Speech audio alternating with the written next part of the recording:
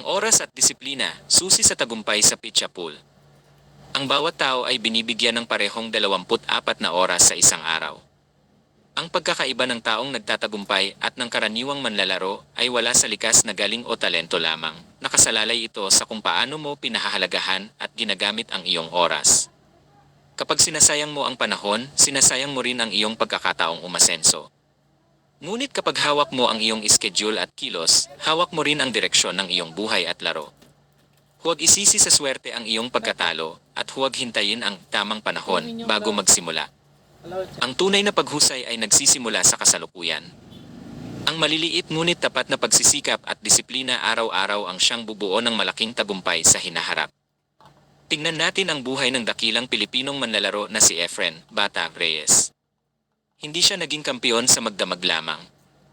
Maraming pagkakataon na siya ay natalo, madalas siyang nabibigo sa kanyang mga tira, ngunit hindi siya tumigil. Sa halip na gumawa ng dahilan o sumuko, patuloy siyang naglaro, nagsanay, at pinag-aralan ang bawat galaw at anggulo.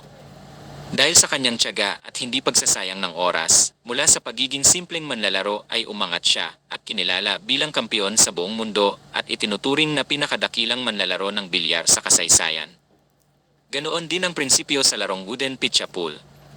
Kung nais mong mahasa ang iyong mata, tantya, at tama ng pamato, kailangan mong maglaan ng panahon sa pagsasanay. Ang oras na itatapon mo sa katamaran o walang kabuluhang bagay ay oras na hindi na maibabalik pa. Ang iyong atensyon ay maaaring maging hadlang sa iyong pag-unlad o maging tulay upang maabot mo ang iyong pangarap, nasa iyong desisyon yan. Ang tagumpay ay hindi bigla ang dumarating. Ito ay binuo ng oras-oras sa pamamagitan ng mabubuting gawi at tapat na pagsasanay. Kontrolin mo ang iyong isip, disiplinahin ang iyong sarili, at gamitin ng wasto ang bawat sandali sa ibabaw ng tabla. Sa huli, ang taong marunong maghawak ng kanyang oras at may matibay na disiplina ang siyang magtatagumpay at magiging huwaran sa laro at sa buhay.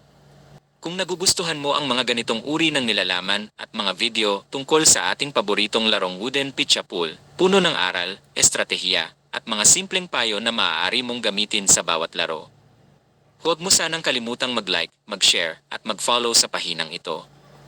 Sa ganitong paraan, mananatili kang updated at mapapansin ka agad tuwing may mga bago akong video, diskarte, at kwentong kaugnay ng larong ito na ilalabas ko para sa inyo.